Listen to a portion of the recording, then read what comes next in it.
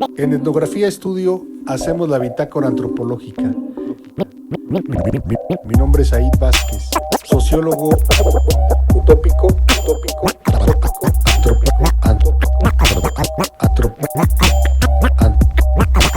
antropólogo indecente.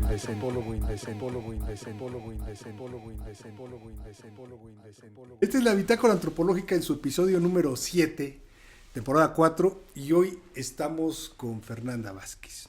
Déjenme decirles que Fernanda es una amiga, una compañera de la universidad que conocí hace mucho y bueno, aceptó porque ella es muy gentil, es muy sencilla, además de ser una linda persona físicamente, espiritualmente es una linda persona, muy inteligente y pues dije, voy a presumir a mi amiga Fernanda. Entonces venimos hoy a su casa, que es la primera bitácora que hacemos en casa, y por estar aquí en la casa rodeados con el Che, con Frida, pues y unos mezcalitos, dije, pues vamos a platicar con Fernanda en el diván. Esto no es Fernanda familiar, esto no es en familia, sino es en el diván con Fernanda. Yo soy Said Vázquez y ella es Fernanda y se va a presentar, nos va a decir quién es ella. Eso es una pregunta muy complicada porque a veces decimos muchas cosas que están fuera de nosotros para describirnos, ¿no? Pero, pues, ¿quién soy? Es una cosa compleja. Soy una mujer muy comprometida. Si te das cuenta, siempre hacemos cosas con los adjetivos, ¿no? Soy muy intensa, soy muy entregada, me encanta lo que hago. Yo trabajo ahora en una universidad, en la Universidad Autónoma Metropolitana en Coajimalpa, y eso para mí es de enorme orgullo porque llegar ahí fue una trayectoria larga. Tú y yo nos conocimos en la licenciatura, sí. Yo estudiando Relaciones Internacionales, y ahí yo encontré mis pasiones, ¿no? Entonces a lo mejor podemos describir a alguien a través de sus pasiones. ¿Quién es Fernanda en sus pasiones? ¿Cuáles son tus pasiones? Mis pasiones. Mis pasiones son la fotografía, salud, la fotografía, la investigación que me llevó a India. Okay. Mis pasiones son mi casa, ¿no? Que acá me encanta que estés ahora con nosotros, con Che y conmigo. Mi pasión es mi perro, ¿no? Mis ratos de soledad, mis viajes.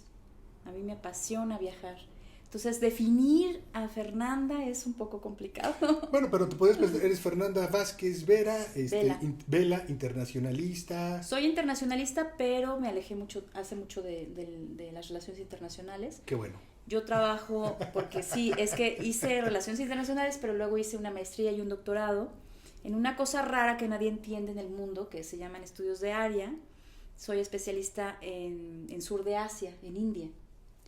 Y eso implica que pues tenemos conocimiento de la política, de la economía, de la cultura, de la sociedad.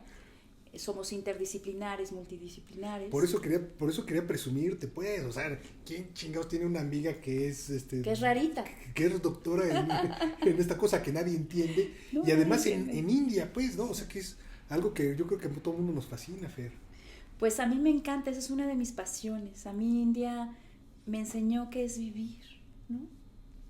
Yo creo que esa es mi pasión más importante, vivir. Yo le decía a Fer que antes de que esta cápsula fuera como un rollo de ver la intimidad, ¿no? Vamos a tratar de conocer a Fer, no tanto tan íntimamente, pero sí por lo menos saber quién es Fer, dónde se formó Fer. Y déjenme decirles que Fer pertenecía, en el primer semestre de la carrera, pertenecía a un grupo que le decíamos nosotros el Círculo Intelectual. Valga. Eran una bola de pedantes, mamones, que y nosotros, o la gente, porque yo me acuerdo que yo fui como de los últimos en exponer. Los que exponían los cuestionaban y les hacían preguntas, leían. Y entonces nosotros dijimos, estos se creen muy intelectuales, son un pinche círculo intelectual mamón. Y cuando nosotros digamos, eso generó una dinámica en el grupo muy interesante, porque provocó que todo el mundo leyera, por lo menos el círculo intelectual y nosotros, Manolo y yo, ¿no? Que éramos nosotros. Los otros 20 y tantos, quién sabe. Sí. Y nos defendíamos y también empezamos a cuestionarlos a ellos, y fue una especie como de una competencia muy sana, pues, de decir, pues no estamos tan pendejos, ¿no? Yo creo que ahora que soy maestra me doy cuenta de que las generaciones vienen hechas de otra manera. No hay lo que traíamos nosotros en ese salón de clase que tú estás describiendo. Ajá. A mí ahora me veo hacia atrás, ¿no? Esa jovencita no sabía absolutamente nada, pero hacía como que sabía. O sea, leía para poder hablar, ¿no? O sea, para poder decir que tenía algo, porque todavía no tenía nada. Entonces, éramos un grupo muy interesante, esos amiguitos que nos formamos en Acatlán, tú los llamas el grupo de los intelectuales, nos hacían peor, el círculo círculo intelectual, nos hacían muchísimo peor. Nos hacían yuppies o no sé, o sea, nos hacían nosotros de no, muchas maneras. nosotros no. Nos hacían de muchas maneras. Todo ese grupo a mí me nutrió muchísimo, muchísimo, muchísimo, porque yo venía de un colegio de puras niñas, ¿no? Y tener como esta diversidad y esta retroalimentación y el poder, teníamos ideas, teníamos ideales, traíamos una energía de la juventud, ¿no? Era hermoso. Era un contexto muy interesante porque fue el zapatismo, la muerte de Maciú, la muerte de Colosio. A mí me tocó la muerte de Colosio en el PRI porque nos llevaron de acarreados un profesor. Yo iba contigo. Bueno, sí. Yo fui esa vez también ahí. Yo vi la muerte de Colosio en el PRI. No, en San Cosme, cabrón. O sea, ahí me enteré en una televisión, así como en las películas esta como de Roma, ¿no? Ahí en el puesto de no sé, ambulante, la gente amontonada, casi en el ¿cómo se llama? Donde vendían muebles, el Viana y esas cosas, que ahí ven las Olimpiadas o el fútbol. Nosotros vieron la muerte de Colosio. Sí, nos llevaron de acarreados porque había un güey que iba a competir por una onda de la ciencia política, no me acuerdo cómo se llamaba. Era un profesor que teníamos y entonces sí. Consiguió un camión y nos dijo que íbamos a hacer una práctica, que íbamos a ir a una conferencia, que íbamos a hacer algo académico. Yo estuve en la CNOP, no estuve en el PRI, estábamos en la CNOP ahí en el momento de la revolución. Ándale, pues yo tengo una muy mala memoria. En la fragua. Bueno, ahí estábamos. Y entonces habíamos tenido algo, habíamos estado como en un meeting y nosotros éramos los acarreados del meeting. Sí. Yo me sentí completamente acarreada. Sí. Cuando llegó llorando alguien, un chico como asistente de algún político. Y dispararon al candidato, dijo, como si fuera el candidato de todos. No, claro, pero además fue un drama. O sea, todo el mundo se escuchó ahí como un suspiro, ¿no? Así sí. De toda la gente que estaba ahí. O sea, fue un día trágico. Sí. Trágico. Y entonces imagínense, estábamos nosotros estudiando ciencia política, relaciones internacionales y sociología. Y era entonces como estar en el laboratorio social. Es decir, estaban sucediendo las cosas afuera. Y nosotros éramos alumnos y nosotros éramos lo estábamos viviendo. Y con esa fuerza que teníamos, ¿no? De querer aprender, de querer hacer sociología, de querer hacer ciencia política, de querer hacer análisis, ¿no? Estábamos súper clavados en el rollo. Fue una época que lamento que no les haya tocado a todos. Ay, sí, pero no, yo creo que fuimos, ¿sabes qué? Partícipes de momentos históricos importantísimos, como cuando estalló el ZLN, ¿no? Una lucha social, y nosotros construimos un archivo zapatista. ¿Te acuerdas de la CAI? Sí, se llamaba el Aspis, por cierto. La CAI se fue a vivir allá, terminó casada con un compa que se llamaba David, gringo de Utah, ¿no? Mormón, por cierto. Que después se hizo revolucionario, pero ella se convirtió al zapatismo cañón, la pinche Kai. Kai era una chava que si ustedes la conocieran... Yo siempre pensé que era tu novia. Que ella pensó que era mi novia. Sí, era una raza muy inteligente con la que nos juntamos, pero Kai decías pues... Sí, no, a mí Kai, la verdad es que nos motivaban muchas personas, o sea, no podías quedarte atrás en las lecturas, porque no éramos nosotros los únicos. Estaba Kai, era una gente muy importante en nuestro grupo. Kai que motivaba la discusión.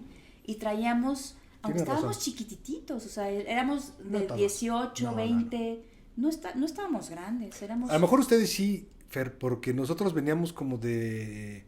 Yo tenía 22 años y Manolo era el más chavo, o sea, que tenía eres 18. más viejito que yo. Sí, yo soy 71. Y yo soy 75. Bernardo, sí, a lo mejor por eso te pasaste la mañana. Bernardo era más grande que yo. Bernardo era el vulgarcito. Que nos estábamos acordando de eso, pero no vamos a decir por qué. Era un vato que siempre se la pasaba ahí como fogosón, hablando de las chicas y mal pex. Y la maestra, por ejemplo, esta debe haber tenido como 30 años. La maestra hizo historia en nuestro grupo. ¿no? Y también su galán, Roberto me parece que se llamaba, güey, así, trajeado, era como vendedor de seguros. Había otro cuate gordito que se quería karateca, ¿no? Y atravesaba, o sea, levitaba y atravesaba muro. No, bueno, es que teníamos un grupo, de verdad, maravilloso. Ahí había una si no despertabas ahí tu creatividad, no sé qué hubiera pasado. Ahorita me acordé, él después, había una chava que estaba enamorada de él, que yo le puse el pensamiento sociológico, soy un gandalla, perdón, pues, pero porque en la portada era nos habían encargado ese libro, pues compramos ese libro, en la portada estaba una chava, una mujer indígena, y esta chava, no cómo se llamaba, pero ella se convirtió a la sociología. Entonces, como regularmente el converso es como muy... O sea, ¿la sociología es una religión? ¿Estás poniéndome tu religión en medio? Ajá, es más o menos así. Somos una especie como de sacerdotes los sociólogos y sacerdotisas las sociólogas. Pero regularmente el converso, lo que quiero decir es que el converso se vuelve como fundamentalista, ¿no? Muy clavado en el rollo. Y habíamos gente que veníamos ya convencidos, que ya habíamos pasado por el proceso de conversión a la sociología. Y entonces ella, es que tengo aquí el nombre en la punta de la lengua, Angélica, no te puedo ayudar. Le puse el pensamiento sociológico, no porque fuera el pensamiento sociológico, sino porque se parecía a la de la portada del libro. Y entonces ella era tan gandalla que le decía, y ella pensaba que era por su pensamiento, porque era muy destacada en la sociología. Y no sabía que era un poco la burla. Y ella estaba enamorada de ese güey, del vato que atraías, era karateca, casi ninja. No me acuerdo cómo se llamaba también. No me acuerdo, yo soy malísima para los nombres. Puedo acordarme del rostro, pero los nombres sí no. Oye, Fer, ¿y qué ya digamos, fuera de los chismes, de qué hiciste tu tesis? Esa es una historia que a mí me gusta mucho contar. Pues cuéntasela. De hecho, acabo de hacer un capítulo en un libro donde hablo de eso, ¿no? De las cosas que nos llevan a hacer la investigación que terminamos haciendo. Yo terminé, tú me acabas de corregir, en el 99 terminamos cursos. Es una generación del 94-99, aunque entramos 93. Yo me dediqué a trabajar porque necesitaba trabajar. Entonces, un profesor, Alfonso Zárate Flores, me jaló para hacer el servicio social y me quedé en su consultoría. Entonces, trabajé en consultorías de análisis político muy chiquita. Y creo que ese fue un periodo muy interesante. A mí me gusta mucho ese periodo porque me fogueó, ¿no? O sea, de estar metida en los libros, de ser súper ñoña, después eso que tú describes como el grupo intelectual, Círculo. Nos damos cuenta que éramos muy ñoños. Círculo ¿no? intelectual. Y entonces ya en la consultoría me moví a otra consultoría de la de Alfonso Zárate Flores, que se llama Grupo Consultor Interdisciplinar. Me moví a otra que era el Grupo CEMAR en Logiciel, y yo llevaba cuentas así chiquititita, no tenía título, y llevaba cuentas impresionantes en esa consultoría. ¿Pero qué son cuentas? Yo llevaba una cuenta que era de Cemex, por ejemplo. Le hacíamos análisis político a Cemex, le hacíamos análisis político al gobierno, no puedo decir ahora como a qué exactamente, porque hay una cosa de confidencialidad. Y entonces... ¿Cómo ven a Fer? Nada más en aquel episodio, además existía el PRI, déjenme decirles. No, bueno, pero yo debo decirte que yo trabajé para el PRI, para el PAN y para el PRD en esa consultoría. Vamos a respetar la confidencialidad. No puedo hablar demasiado. De Fer. Pero ahí yo tenía que leer los periódicos todos los días. No sabes qué disciplina tan espantosa. Ya ahora ya no leo los periódicos porque creo que me traumé. Y entonces, en una de esas que estaba yo leyendo el periódico, en la jornada había una nota del conflicto entre India y Pakistán por Kashmir, por Jammu y Kashmir. Acá le dicen Cachemira, pero se llama Jammu y Kashmir. Y entonces yo estaba buscando qué hacer de mi tesis doctoral, de mi tesis de licenciatura, y no encontraba. Yo quería hacer algo que no supiera, o sea, que a México no le interesara. ¿Por qué? Porque yo hago esas cosas raras, ¿no? O sea, yo quería salirme como de la norma. Bueno, es que en nuestra época los temas era el TLC, el SIDA, el zapatismo. O sea, todo tiene que ver con Estados Unidos o con Europa. Mi licenciatura nunca me dio cursos sobre Asia y África. Había un ausente ahí. Uy, qué bueno. Entonces India se te metió desde la licenciatura. A mí se me metió India en el momento en que encontré la nota de Jammu y Kashmir perdida casi en deportes. A nadie le interesó. Y entonces yo dije, yo quiero hacer esto, yo quiero saber sobre esto. Pinche Fer. Dice, yo siempre hago cosas raras. Pues sí, hago cosas raritas que nadie entiende. Y entonces ahí me costó mucho trabajo porque en México no hay textos, ¿no? Entonces tuve que investigar en qué biblioteca encuentro algo sobre India. Entonces el Colegio de México tiene una maestría y un doctorado, bueno, en ese momento. Y entonces me empecé a acercar al Colegio de México, saqué textos. Yo para esto ya tenía, yo terminé la tesis tardísimo, o sea, salimos en el 99 y yo hice yo creo que mi examen de licenciatura cuando ya estaba en la maestría. Eso debe haber sido en 2004. Entonces me costó mucho trabajo, no sé, del 2000 al 2004. Elegí el tema en el 2000, yo creo.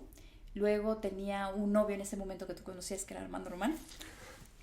Nunca entendí eso, pero bueno, ya está bien. No vamos a hablar de eso, porque nos va a escuchar. Él estudiaba de Acatlán, se fue al CIDE. Ajá. Y entonces en el CIDE, pues ahí me abrió un espacio en donde yo aprendí que yo quería ser académica. ¿Cuánto duraste con Armando? O sea, todo ese periodo, no, me refiero. No me preguntes. No, me refiero, en ese periodo de titulación del 99 al 2004. Yo estuve con Armando 9 años. Jesús, María José. Sí, no, bueno. Mi segunda relación 13 años. Bueno, no, mi tercera relación, o quién sabe qué número, 13 años. Entonces, yo soy de relaciones largas, tranquilo. De relaciones internacionales largas. Pero no me hagas hablar de eso. El caso es que ese novio estaba estudiando en el CIDE y entonces yo terminé, ya estaba harta de las consultorías porque no duermes. Sí, me voy a parar por los cacahuates, sigue. Tú párate por los cacahuates. Entonces yo estaba muy agotada porque la consultoría tiene un rigor que no te deja vida, ¿no? Uh-huh. Entonces me gustaba mucho mi trabajo, me fascinaba mi trabajo. Yo ahí aprendí que tengo por naturaleza un instinto para investigar. Estaba chiquita, no tenía herramientas, no tenía. Pero Armando ya había terminado la carrera, ¿no? Estaba por terminar, sí. No, ¿Okay? ya había más? terminado. Okay. No, ya había terminado. El caso es que uno de los profesores iba a abrir una revista que se llama Histor ahora. En ese momento le estaban poniendo Sin Fronteras. Y entonces me dijo, ¿por qué no te cambias para que termine, para que hagas por fin la tesis? Lo están viendo sus alumnos y no dice groserías. No, en el salón de clase trato y además los corrijo, o sea, parezco conservadora, que no soy. Es la señora Doña Fernanda. Exacto. En el salón de clase. Y entonces, yo hasta apodos, no, tú eres fulano tal. No, yo no puedo. No. El caso es que me invitó a una reunión en algún momento y ahí conocí a Jan Meyer. Jan Meyer es en ese momento era profesor investigador en el CIDE. No, está bien que nos des el contexto. A lo mejor gente que nos ve gente en España, en Colombia, nos oyen y no saben quién es Jan Meyer. Director del Departamento de Historia en el CIDE. Es un historiador. Es un historiador francés muy reconocido. Y entonces tenía la idea de hacer un proyecto que era una revista, ¿no? Yo estaba chiquititita, ahora cuando lo veo hacia atrás, que me estás haciendo recordar. Chiquitita. Era un bebé. Insisto y subrayo, ¿cómo no presumir a esta amiga, chingao? ¿Cómo no presumir a esta amiga? No, es que ahora con el tiempo me doy cuenta que no tenía herramientas. ¿Cómo no, Fer? Y yo nunca me hago chiquita, pues yo digo, ay, me da mucho miedo, o sea, estoy aterrada, me tiemblan las piernas, pero me aviento. Entonces, me dijo que estaba buscando un asistente para echar a andar al proyecto de la revista. O sea, ¿cómo no va a tener herramientas si Jan Meyer se fijó en ella? Pues, o sea, pues sí, o sea, se codeó se sigue codeando con gente muy importante, como yo. Pero, además, con otros, ¿no? Y entonces te llevó a meterte en India. Primero me llevó, o sea, yo ya en la consultoría se me había quedado la idea de que, bueno, yo ya empecé a trabajar con la tesis sobre India, ¿no? Sobre Jammu y Kashmir. El caso es que cuando entro al CIDE, me doy cuenta que mi vida tiene que estar en la academia, no en las consultorías. O sea, mi investigación era una investigación que debía estar en la academia. Y eso fue muy interesante. ¿Por qué? Porque, ¿cuál es la diferencia claro, o sea, qué te hizo pensar en que la academia era lo chido? Porque cuando estás en una consultoría, tú vendes tu investigación y haces lo que el cliente necesita, ¿no? Y en cambio, yo quería investigar lo que a mí se me diera mi refregada madre.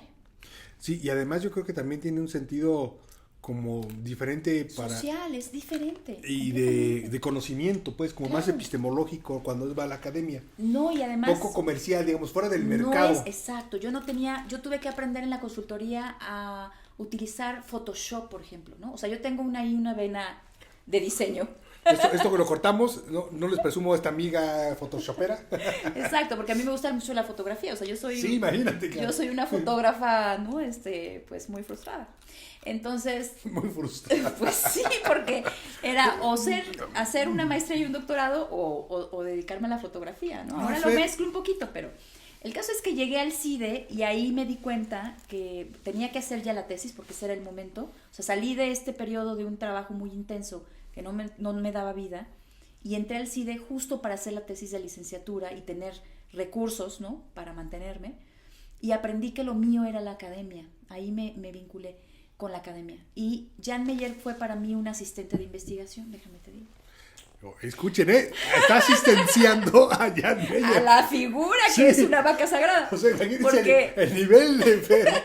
Ahora me asistencia ese cabrón. No, pues es que le gustó mi tema, ¿no? O sea, le llamó la atención mi tema. Y entonces yo avanzaba cositas, pero le decía, me hace falta textos, me hace falta este libro, me hace falta aquel. Y entonces él, en su bondad infinita... Hay gente bien bondadosa en la vida. Sí, a mí Jan Meyer, no, yo le agradezco muchas cosas. Sobre todo que me inició en la academia y me inició, ahora coordino una revista, pero yo no hubiera coordinado la revista que coordino ahora si no hubiera sido por la experiencia de esto. Y entonces él compraba los libros que yo necesitaba, obviamente en la biblioteca con los recursos del CIDE, y además... Casualmente encontramos este libro, Fer, yo lo estaba buscando. Ya lo tiene el CIDE. Mis listas, y él me las mandaba a comprar en la biblioteca, o sea, no, hermoso. Y entonces por eso digo que es mi asistente de investigación, que no lo vaya a escuchar, por favor. Pero sí era mi asistente porque le llegaba Le Monde Diplomatique, ¿no? Este periódico, revista importante. Y entonces me recortaba finamente la nota sobre Kashmir y me las ponía siempre abajo de mi cubículo. Qué bonito. Eso es un asistente. No, ¿Estás pues de acuerdo? Sí, y es un asistente muy amoroso. No, y además, efectivamente, es muy amoroso. Muy amoroso. Yo tuve es como para darle un besito, pues. Sí, muy. Entonces, Isto y Jan Meyer hicieron para mí un inicio en esta vida académica. Y entonces pude avanzar en mi tesis de licenciatura, que fue sobre cómo se confrontaban dos nacionalismos. O sea, yo trabajo el conflicto en varios niveles. Esa fue la primera vez que yo hice algo vinculando a nivel internacional el conflicto, la violencia, porque era internacionalista en ese momento. Oye, ¿cuántos internacionalistas hay que manejen el tema de India? Fer pues, y Jan Meyer. Conozco uno. Dos. Yo y Mario González Castañeda, que es mi querido colega. Okay. Sí, pero seguramente hay más, ¿no? Efectivamente. Pero en México es un tema complicado. O sea, no es comercial, digamos, ¿no? No, y ahí intervino también Armando, porque cuando se dio cuenta, bueno, yo estaba haciendo la tesis, estábamos en el CIDE, él ya se estaba yendo a su maestría y a su doctorado y demás. ¿Qué fue eso? Sí, me das la espalda cuando hablo de Armando. Porque tú lo ibas a golpear. Lo iba a golpear, porque el cabrón se asumió como un lidercillo ahí del grupo, y yo estuve soportando los olores de un funcionario de Auxilio UNAM, y entonces se sumió para dar información sobre un movimiento muy importante en contra de las cuotas de las credenciales de la UNAM. Yo no me acuerdo de eso. Entonces dije, no, cabrón, yo estuve ahí, cabrón, tú no. Entonces claro. le puse sus guamazos al buen Armando. No, me cae bien el canijo. Por cierto, vi que escribe, no sé si en El Sol de México, tiene una columna, una cosa así extraña. Fíjate qué chistoso. Muchos años después, o sea, tuvimos una relación muy, muy fuerte, o sea, fuimos familia. Y yo colecciono a mis suegras porque son mis amigas, ¿no? Terminan siendo mis grandes amigas. Entonces, hace mucho que no veía a la mamá de Armando. Sí, no. Pero en uno de los temblores, yo estaba bajando ahora que trabajo en la UAM Coajimalpa, iba bajando las escaleras cuando nos desalojaron, y de repente veo a Armando bajando las escaleras, porque es igualito a su mamá. Y entonces yo dije, ¿pero qué es esto? No, era Violeta, mi ex suegra.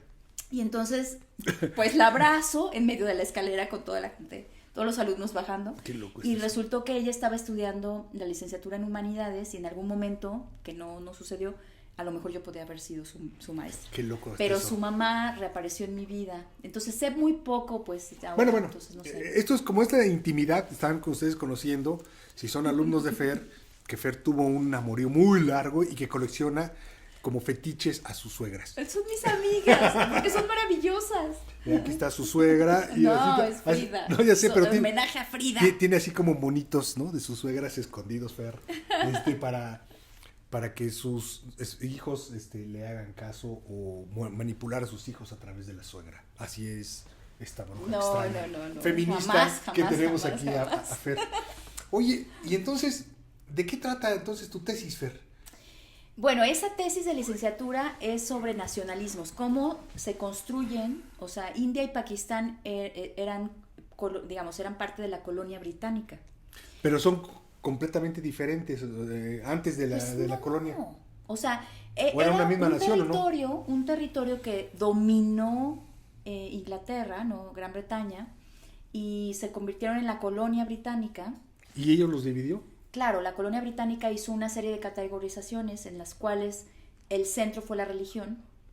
Y entonces cuando empieza el movimiento nacionalista, lo que se empieza a consolidar era algo plural.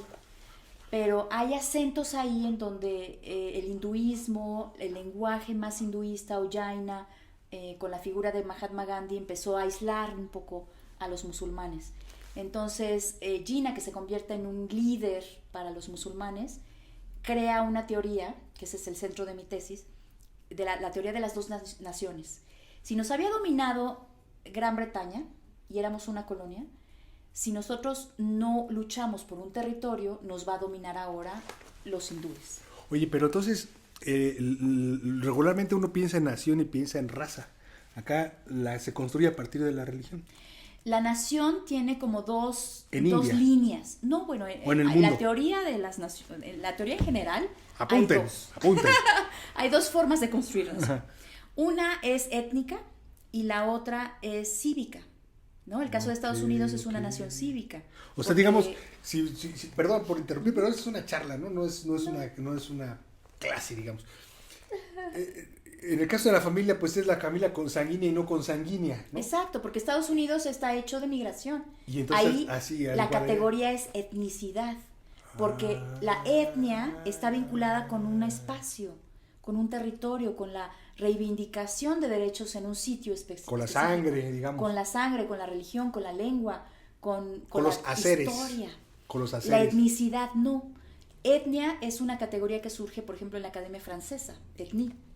En cambio, etnicidad surge en la Academia Norteamericana porque es un conjunto, un conglomerado de diversas comunidades que vienen de fuera. Entonces traen sus propias costumbres, su cultura, su lengua, su religión, pero no pueden hacer reivindicaciones territoriales.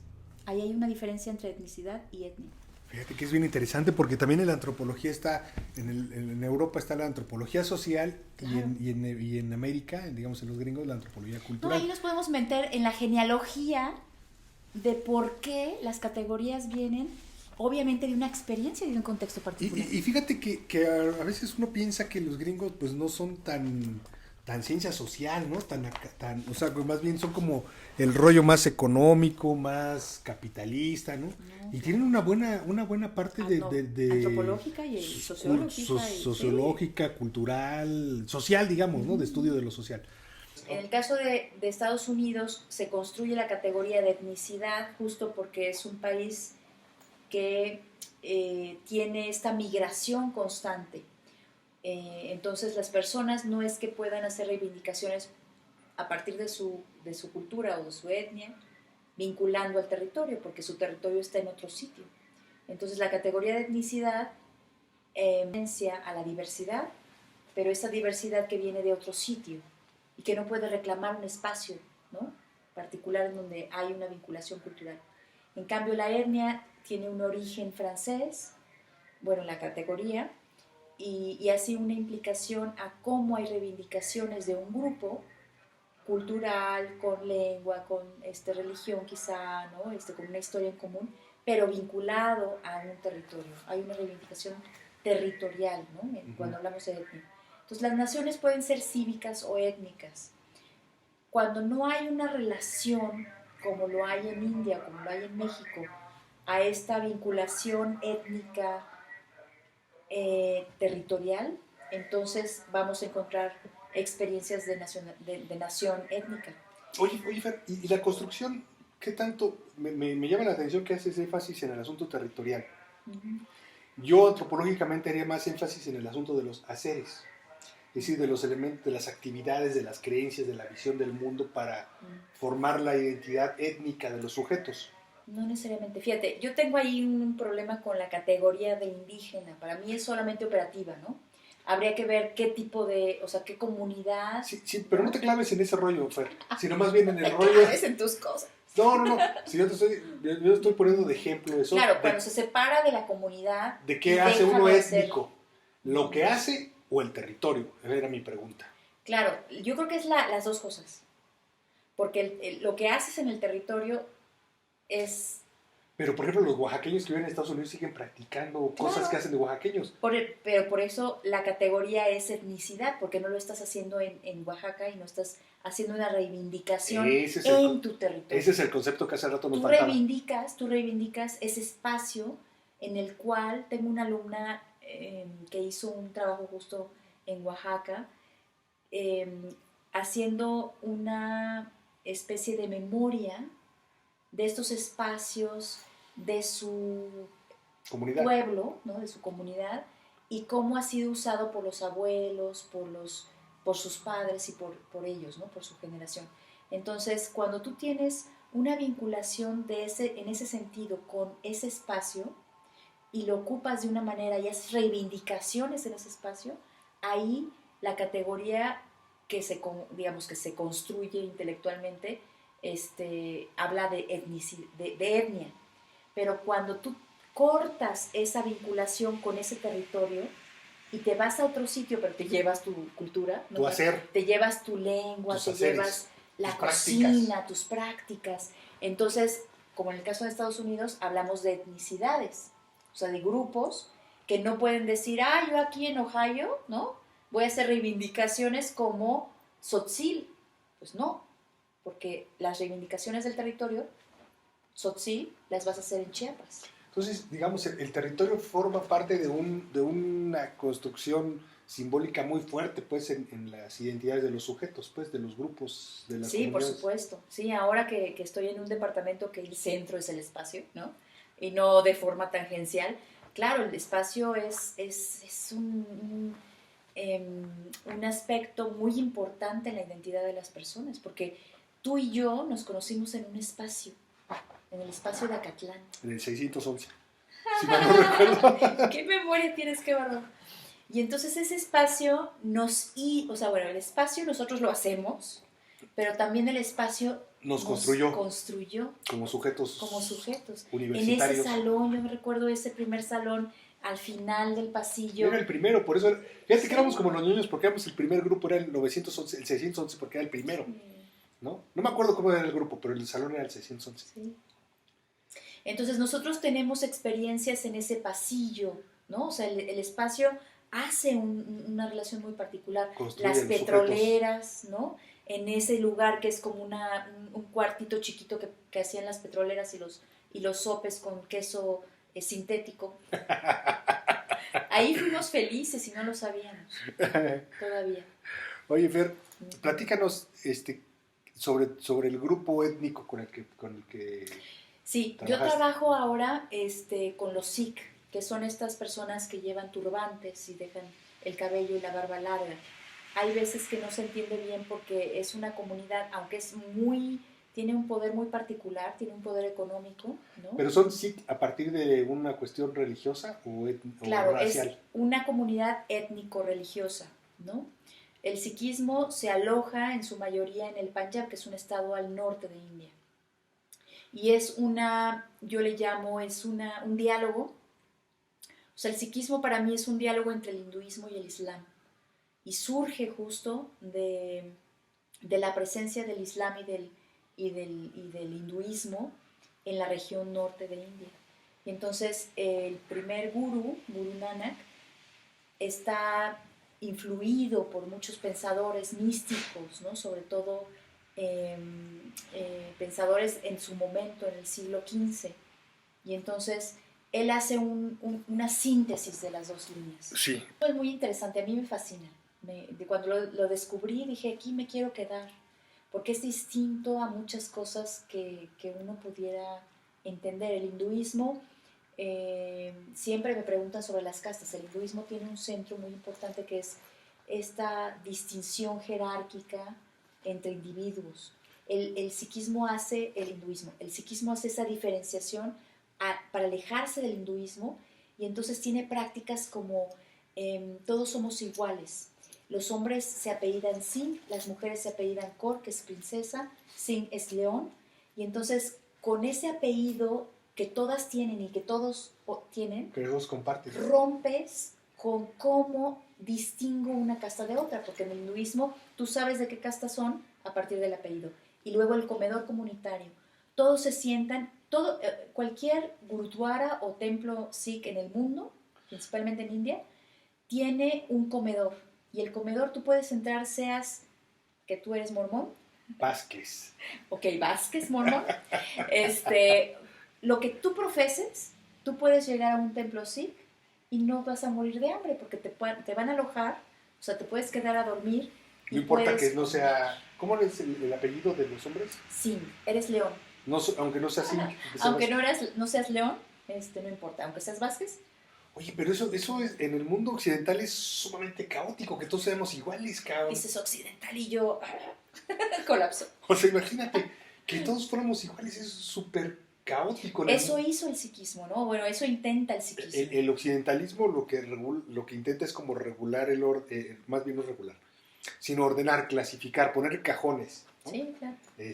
Tú eres hombre, tú eres mujer, tú eres azul, tú eres amarillo, tú eres chaparro, tú eres gordo, tú eres flaco, sí, porque etcétera. Es más fácil, o sea, es uno de los elementos de la modernidad, es más fácil administrar si tú sabes a qué pertenece qué grupo y cómo puedes, pensando en la democracia, o sea, qué grupos son mayoría, minoría, o sea, metes ahí una serie de elementos que son de clasificación. Oye, Fer, pero eso es muy fuerte porque la ciencia también es eso, ¿no? La ciencia es clasificar, ordenar. Claro, la ciencia es moderna, es modernidad. Sí, estoy metiendo un puntapié, pues, pero vean cómo responde muy bien la Fer,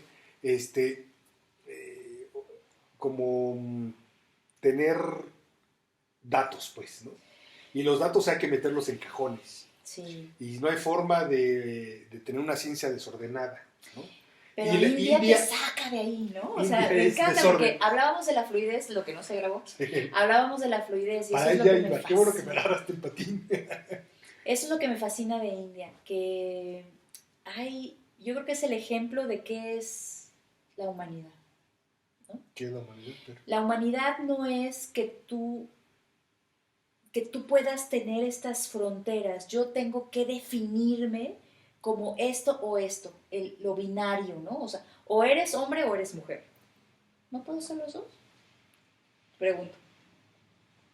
Yo creo que lo humano es eso, es ambas cosas, ¿no? India te lleva a que veas cómo fluye la diversidad. Por eso tu presentación... Cómo se comunica, cómo se dialoga. ¿Vale? Por eso tu presentación, así de cuando, ¿quién eres? ¿No? Pues es que es muy difícil decir quién soy. Soy un proceso, ¿no? Entonces, yo estoy en un proceso que no está acabado. ¿Y siempre estás en ese, siempre estás en ese proceso? Claro, por supuesto. Porque hoy aprendí una cosa nueva y entonces eso se incorpora a lo que es, ¿no? Lo que me hace ser Fernanda. No somos una fotografía que se queda ahí estática, sino que está en movimiento todo el tiempo, a cada segundo. Hay algo que te modifica. Bueno, ya estoy medio entonces, filosófico. Decir soy esto es muy difícil. Pero ¿cómo Fer va moviéndose y sigue siendo Fer? Porque Fer es María y todo. es Fernanda. En India soy María, por primera vez. Fíjate en persa. Déjame decirte. Pero sí, es eso. O sea, yo creo que tenemos que pensarnos, eso nos enseña la modernidad, ¿no? O sea, dime quién eres. Sí. Porque si no, no te entiendo. Claro. Y no, o sea, no podemos decir quién somos. Somos en el proceso, nos estamos haciendo. Soy esa niña, soy la que conociste en la universidad, pero no soy esa y soy esta ahora, pero soy el conjunto de la niña de la que conociste y la que soy ahora, ¿no? Entonces no me puedes encerrar y decir...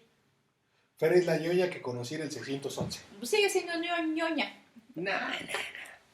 Pero muchas más cosas, porque la experiencia atraviesa ahí, ¿no? O sea, hace 20 años que nos conocimos, o más de 20 años. Entonces, 20 años de experiencias, pues te hace estar en otro punto, ¿no? Pero soy esa misma que se sentaba junto de ti, ¿no? Creo que nunca, Fer. Siempre fui... No sé por qué me hablas. Ay, sí. Siempre me ignoraste. No, no es cierto. Ya van a empezar los reclamos. Salud. Salud. Pero sí estábamos chupando tranquilos. Oye, Fer, ¿cómo conciliar, digamos, este mundo caótico de India con este mundo ordenado y un poco caótico también de México? Porque México, si bien es un mundo, digamos, occidental, pero también tiene su onda caótica, ¿no? Yo no he visitado India, pero sí Mante, Ciudad Tamaulipas, una ciudad en Tamaulipas, pero Ciudad Mante en Tamaulipas. Y yo veía el caos que había ahí, ¿no? Llevaban como la fruta en carretas, calor, mosquitos, olor a caña. Yo mormón de corbata blanca, de camisa blanca, no te corbata. Puedo imaginar. Pero, o sea, no puede ser que Saidoman. En el Vázquez estaba en ese caos y fluía, pues, ¿no? Pero yo decía, esto es como Bangladesh, cabrón. Y mis compañeros decían, no, pues, ¿qué es eso, güey, no? Pero yo me imaginaba en este rollo medio, siempre me ha gustado un poco como la literatura, en este rollo como de poesía o de cuentos, ¿no? Sí. Imaginarme que estaba en Bangladesh, que no estaba en Ciudad Mante, sino que estaba en un pinche mundo caótico, lleno de... Y además también muy complejo, ¿no? Hay inmigrantes, bueno, no estamos hablando de mí.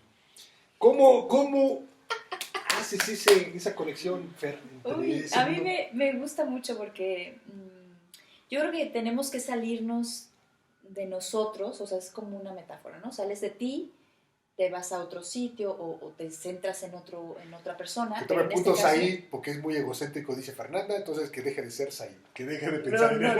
No era jitomatas. Pero me refiero a eso, o sea, para regresar a ti necesitas irte. Y yo creo que para mí India es eso. O sea, para poder entenderme personalmente y académicamente, fue muy importante encontrar a India. Creo que más que académicamente, personalmente, Fer, ¿no? Y también académicamente porque eres académica. En esto que, sí. que eres tú... Yo no puedo separar lo íntimo de lo académico. O sea, sí. O sea, India me enseñó eso, ¿no? O sea, yo en mucho, yo sé que estudio violencia porque no puedo resolver la violencia que yo he experimentado, ¿no? Personalmente, en mi familia, y entonces yo tomo el tema para poder ver, pensar, analizar. Digo, no lo voy a solucionar tampoco fuera, pero por lo menos hay un descanso para regresar a lo íntimo, ¿no? Claro. Entonces me voy a India. India es un espejo que permite todo lo que tú naturalizas, lo que pasa desapercibido en tu vida cotidiana, en lo íntimo o en tu contexto. Te constituye como sujeto, te construye. Sí, te constituye, pero está ahí y no lo ves, ¿no? Porque pues ya estás medio acostumbrada en mi caso. Entonces yo me voy a India y cuando ves ese caos y aprendes y haces un esfuerzo por entender qué es lo que sucede con tu tema de investigación, con la experiencia de la violencia, cuando regresas a México, ves eso que no habías visto, ¿no? O sea, regresas con otra serie de elementos. Entonces para mí India ha sido una experiencia muy importante. Hace rato me decías que escribiste un texto sobre lo que uno estudia. Y creo que mucho tiene, digamos, te decía hace rato, uno está constituido por la experiencia, ¿no? Sí. Lo que vivimos de nuestra familia en la infancia, en la adolescencia, nos constituye como sujetos sociales y terminamos estudiando y haciendo trabajos de investigación sobre la falta, dirían los psicoanalistas, lo que nos causa problema, digamos, lo que nos desestructura Lo que no puedes controlar. Lo que necesitamos encontrar para darle un sentido a la vida.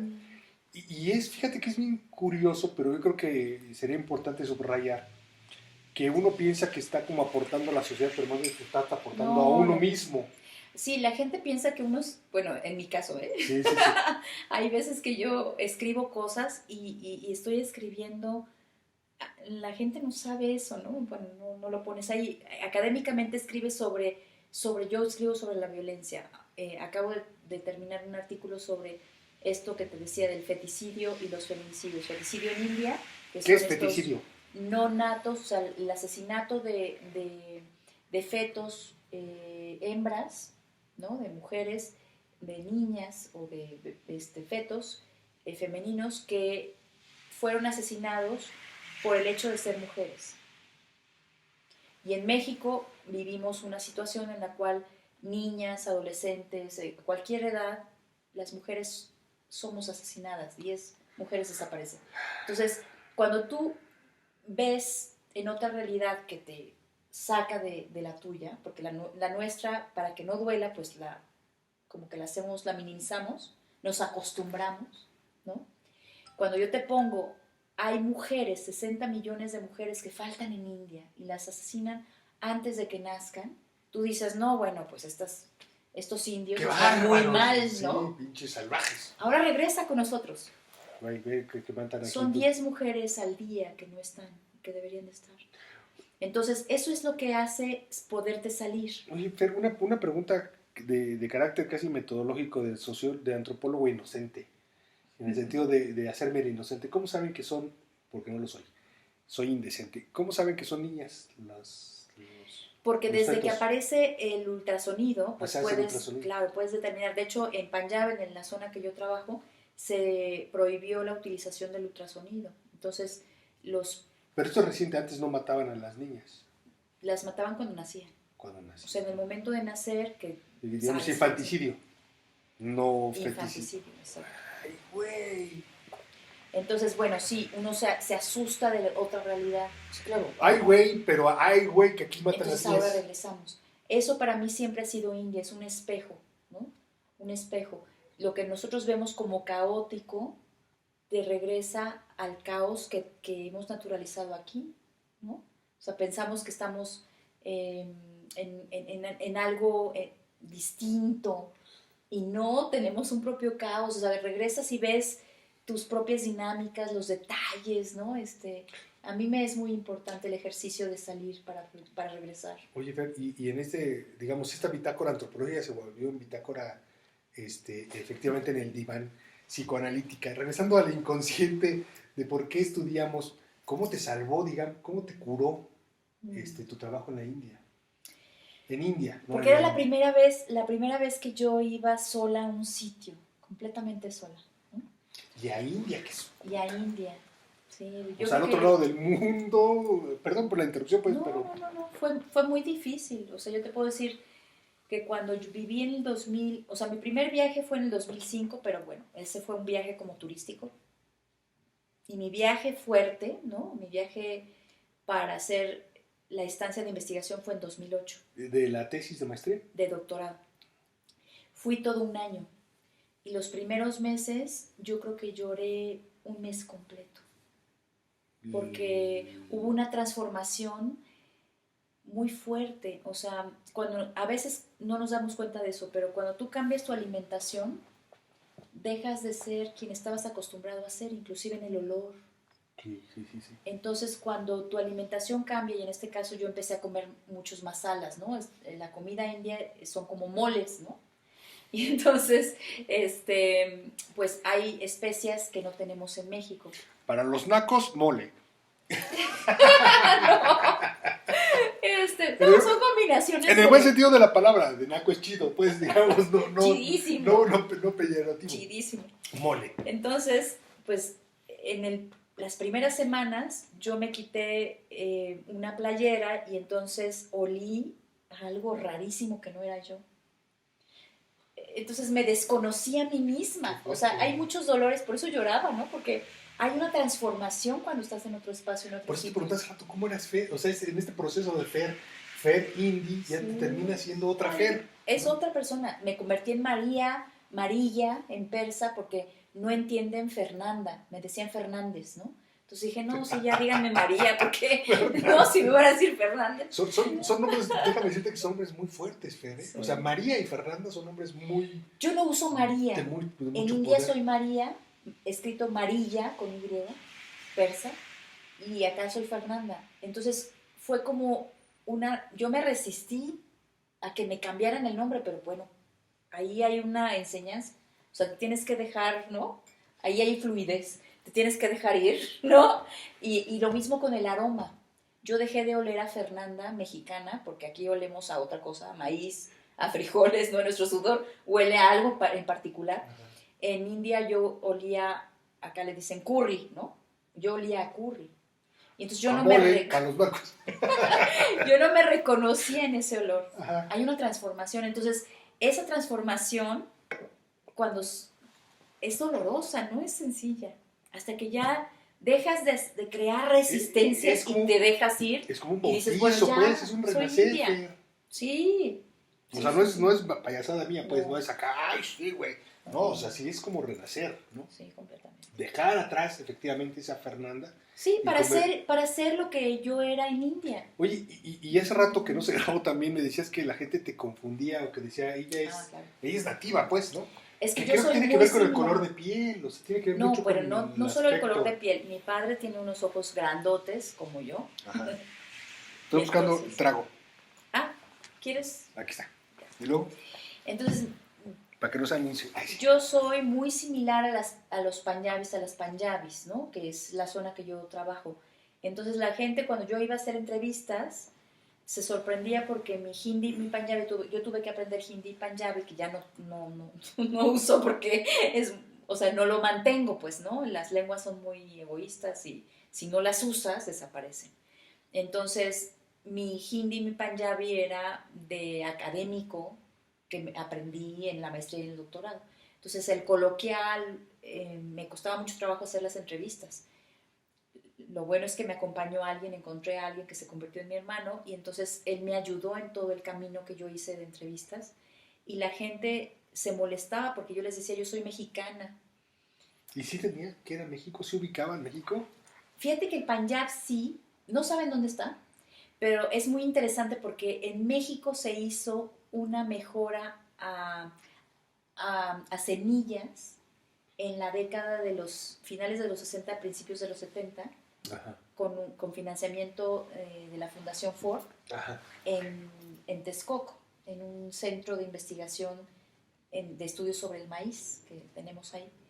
Y entonces ahí se hizo la mejora de una semilla para que pudiera sobrevivir a inclemencias del tiempo, mucha agua o sequía. Y esa semilla la aprovecharon los indios, y a partir de esa semilla se generó la Revolución Verde en India. A nosotros nos valió 3 cacahuates, a nosotros no nos pasó nada porque no la implementamos, sí, ¿no?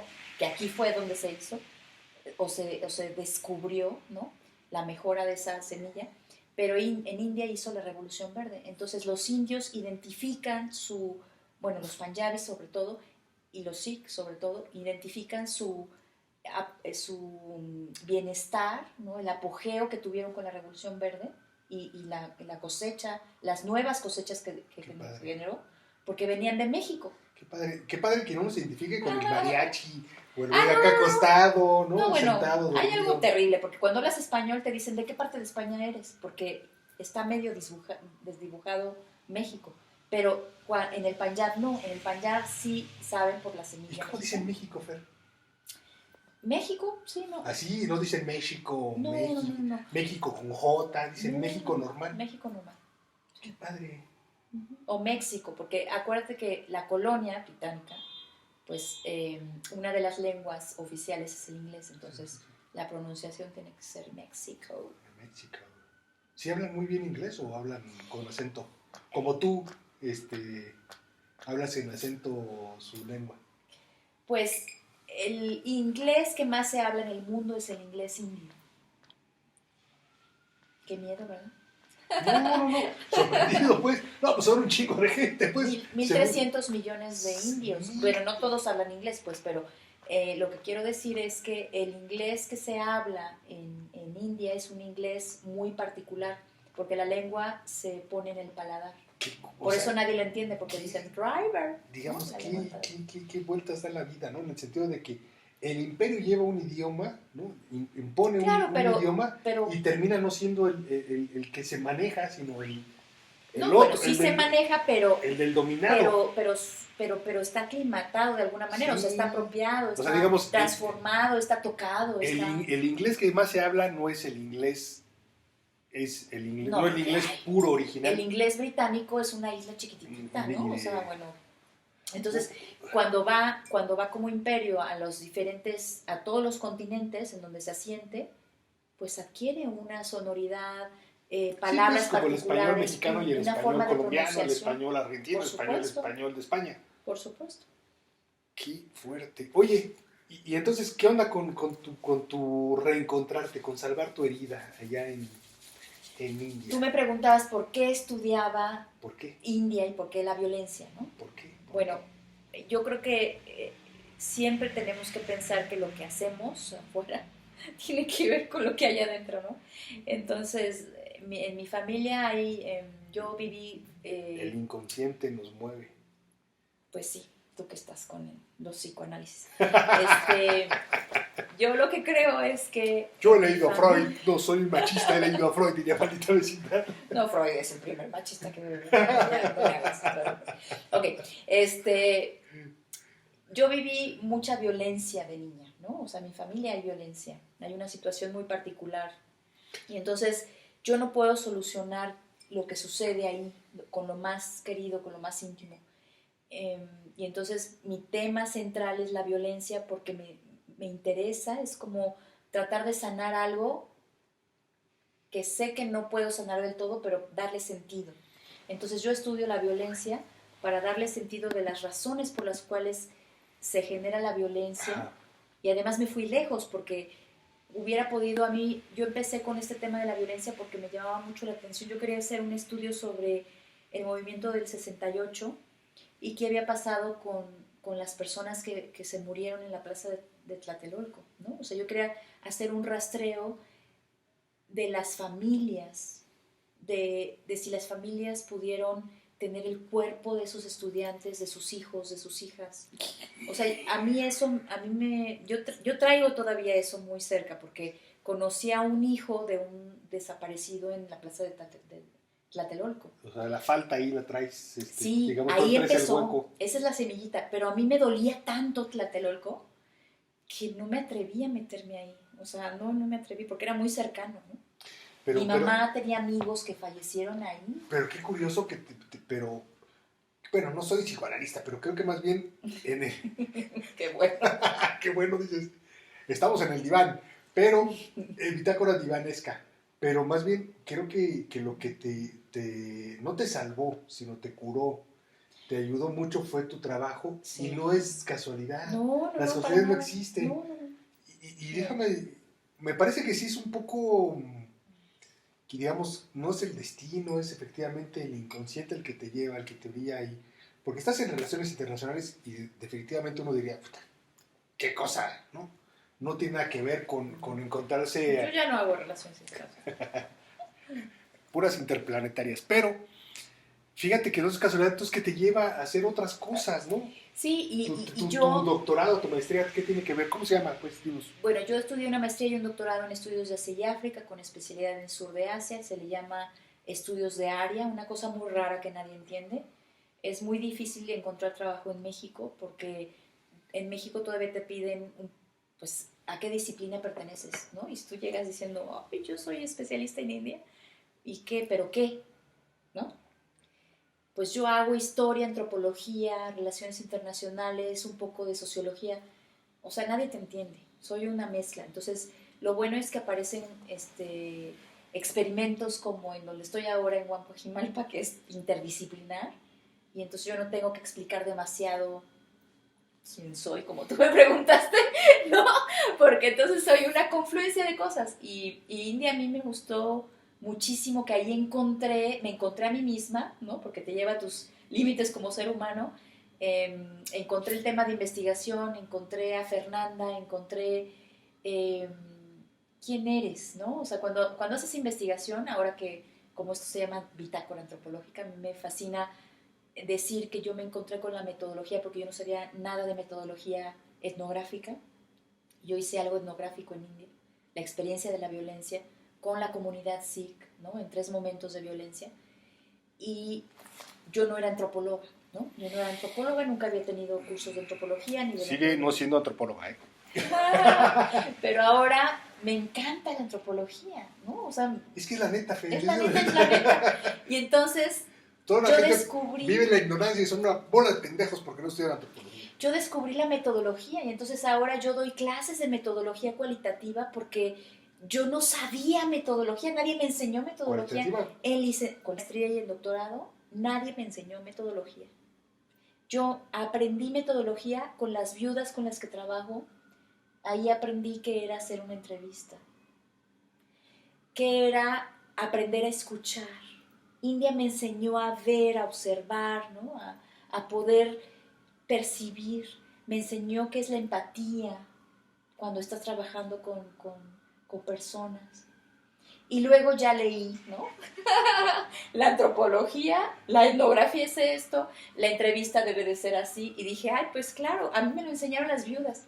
A mí me lo enseñó el estar en un espacio y observar la práctica del sikhismo.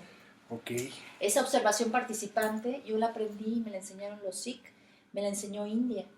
Entonces, pues ahora doy clases de metodología ya muy formal, ya muy académico, ¿no? Con los textos y ya doy mis lecturas, ¿no? Y la experiencia, yo creo que la experiencia en India antropológica es extraordinaria, lo que yo puedo aportar en ese sentido. Bueno, déjenme decirles que aquí vamos a terminar este episodio de la Bitácora Antropológica número 7. Vamos al episodio 8, si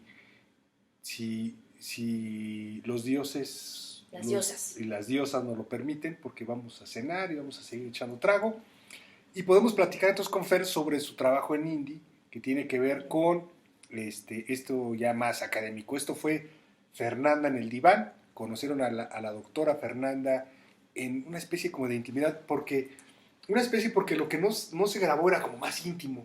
Ya lo segundo fue como más actuado. Pero bueno, estamos aquí con Fernanda Vázquez Vela. Exacto. Yo soy Said Vázquez. Somos en India seríamos Said, ¿qué? Said Singh. Said Singh. Y Fernanda Kaur. Y Fernanda Kaur. O sea, León, Said León y Fernanda Princesa.